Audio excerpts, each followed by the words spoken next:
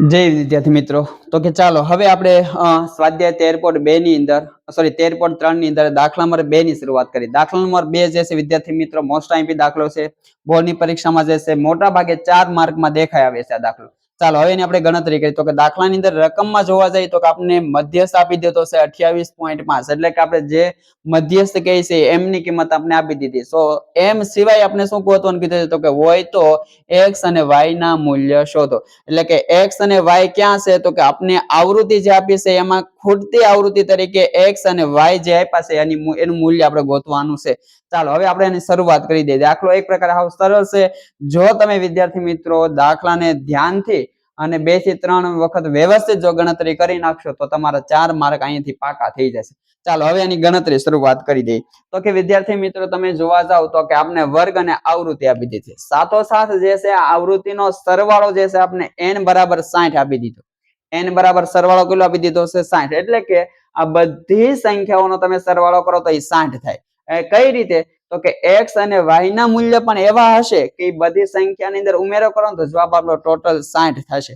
હવે ધ્યાન આપજો આ n ની કિંમત 60 મળી એવું કહી શકાય। તો હવે શું કરું છું તો કે હવે આ બધી સંખ્યાનો સરવાળો જે છે ને હું 60 બરાબર લઈ નાખીશ કારણ કે n ની કિંમત 60 આપણે આપી દીધી। ચાલો હવે આપણે સરવાળો કરી નાખીએ તો કે 5 અને 20 25 25 ને 15 40 40 ને 5 કેટલા થાય 45।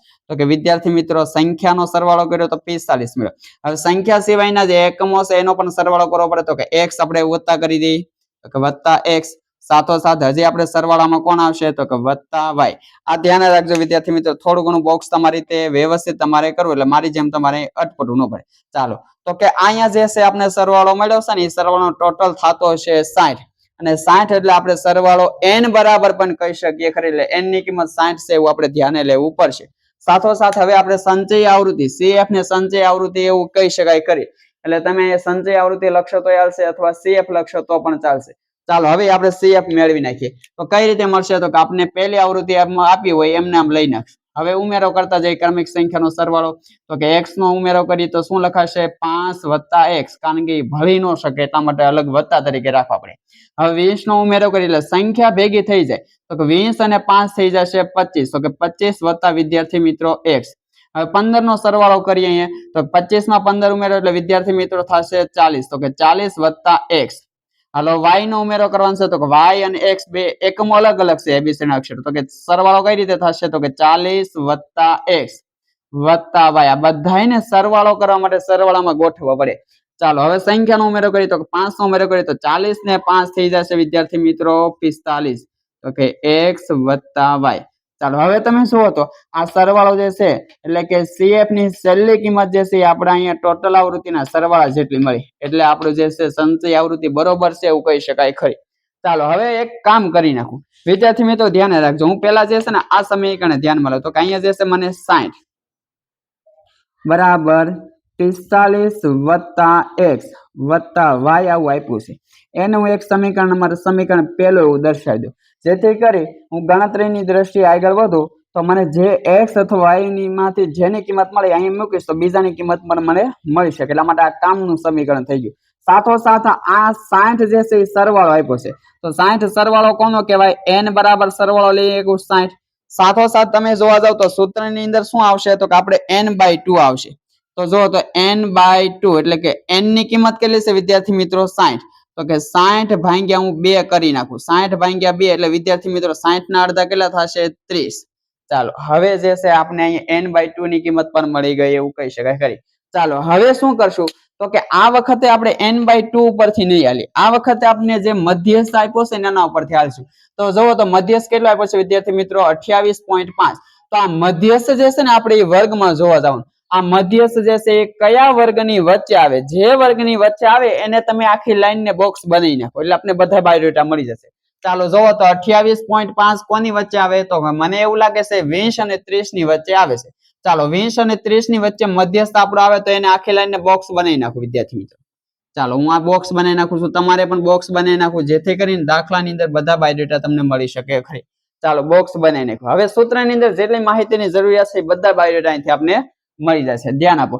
ચાલો સૌથી પહેલા તો મધ્યસ્થ આપણે m બરાબર કેટલો આપી દીધો છે તો કે 28.5 આપી દીધું છે। સાથોસાથ પહેલા આપણે એલ મેળવી નાખીએ. એલ એટલે આપણા બોક્સ ની અંદર જે વર્ગ હોય, અહીંયા બોક્સ ની અંદર જે વર્ગ આવ્યો છે એની પહેલી સંખ્યા કોણ છે તો કે 20. તો એલ ની કિંમત કેટલી થશે વિદ્યાર્થી મિત્રો 20. સાથોસાથ તમે જોવા જાવ તો કે એફ એટલે આપણા બોક્સ ની અંદર આવૃત્તિ કઈ આવી છે 20. અહીં મેં કીધું 20. સાથોસાથ તમે જોવા જાવ તો સીએફ એટલે કે સંચયી આવૃત્તિ. સીએફ એટલે કે બોક્સ ની ઉપરની આવૃત્તિ જોવા જાવ તો સંચયી આવૃત્તિમાં તો કેટલી છે તો કે 5 + x એટલે સીએફ ની કિંમત મળી.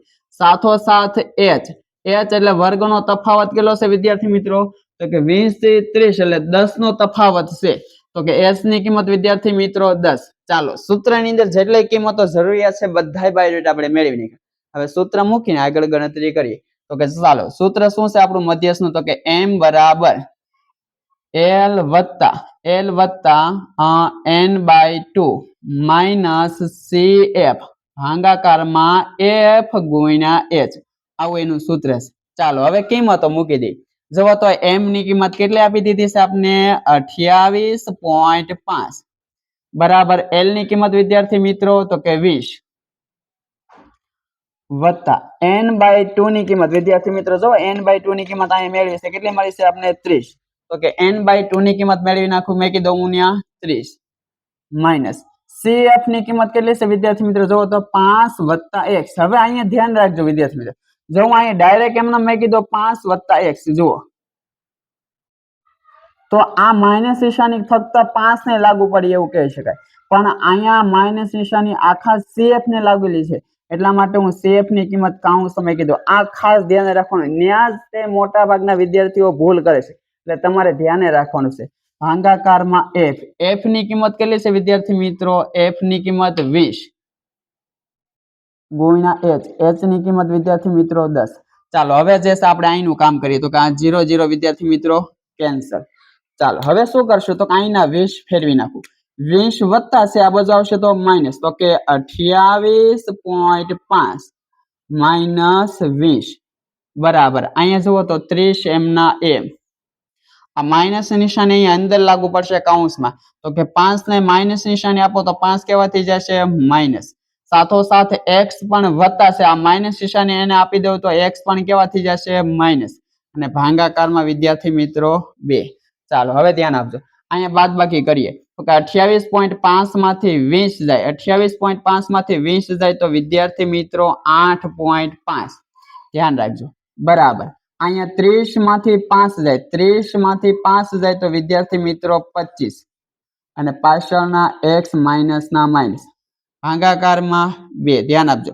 આ 2 ને ફેરવી નાખું 2 ભાગાકારમાં છે આ બાજુ આવશે તો ગુણાકાર એટલે કે 8.5 ગુણ્યા 2 બરાબર વિદ્યાર્થી મિત્રો અહીંયા 25 માઇનસ x.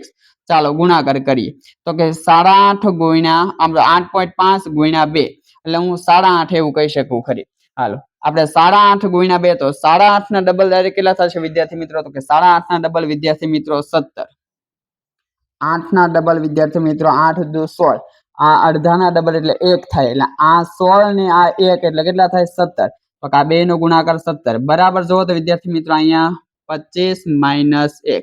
ચાલો હું પેલા અહીંયાથી x ની કિંમત મેળવી નાખું.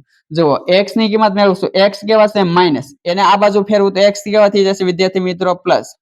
સાથોસાથ અહીંયાથી 17 ફેરવી નાખું 17 કેવા દેખાય છે વિદ્યાર્થી મિત્રો આ બાજુની સાઈડ પ્લસ બરાબર ની આ સાઈડ જાય તો માઇનસ એટલે કેવા થઈ જશે 25 માઇનસ 17. મેં શું કર્યું વિદ્યાર્થી મિત્રો અહીંથી x ને આ બાજુ ફેરવી નાખ્યો એટલે આ x માઇનસ હતા એટલે અહીંયા પ્લસ થઈ ગયા. અહીંયા 17 ને ફેરવશો 17 પ્લસ આ બાજુ ગયા એટલે માઇનસ થઈ ગયા એટલે શું અહીંયા જવાબ આવશે બનશે તો કે x બરાબર 25 માઇનસ 17. હવે અહીંથી x નો જવાબ આપને ફાઇનલ મળશે તો કે 25 માંથી 17 જાય વિદ્યાર્થી મિત્રો 25 માંથી 17 જાય તો વિદ્યાર્થી મિત્રો 8 જવાબ આવશે. કેટલો આવશે 8. તો કે અહીંયા વિદ્યાર્થી મિત્રો મને x ની કિંમત કેટલી મળી ગઈ 8. x ની કિંમત મને 8 મળી ગઈ એટલે પહેલો જવાબ જે છે x અને y ના મૂલ્ય શોધવામાં મને x ની કિંમત મળી. હવે થોડું ઘણું અહીંયા જે છે રકમ સોરી મારું જે ગણતરી છે સાઈડમાં લઈ નાખું છું ધ્યાન આપજો. હવે હું y ની કિંમત મેળવું. y ની કિંમત મેળવવા માટે હું સમીકરણ 1 ને ધ્યાનમાં રાખું. સમીકરણ 1 ની અંદર x ની કિંમત મૂકી દઉં ને તો મને y ની કિંમત મળશે. તો કે ચાલો હવે હું અહીં લખું છું કે x ની કિંમત સમીકરણ 1 માં મૂકતા સમીકરણ 1 મને અહીં દેખે છે. સમીકરણ 1 જુઓ તો શું છે તો કે 60 બરાબર 45 વત્તા x.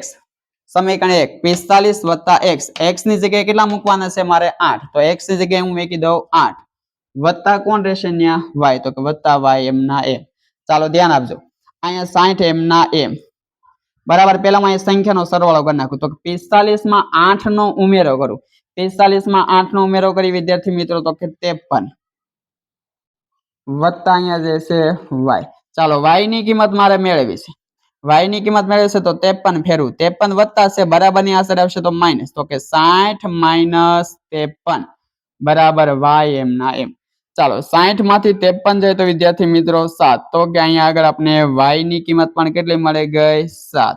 ચાલો વિદ્યાર્થી મિત્રો તો કે આપણે જે છે x અને y ના મૂલ્ય જે શોધવાના કીધા હતા એ આપણે x ની કિંમત 7 મળી છે અને y ની કિંમત 8 મળી છે.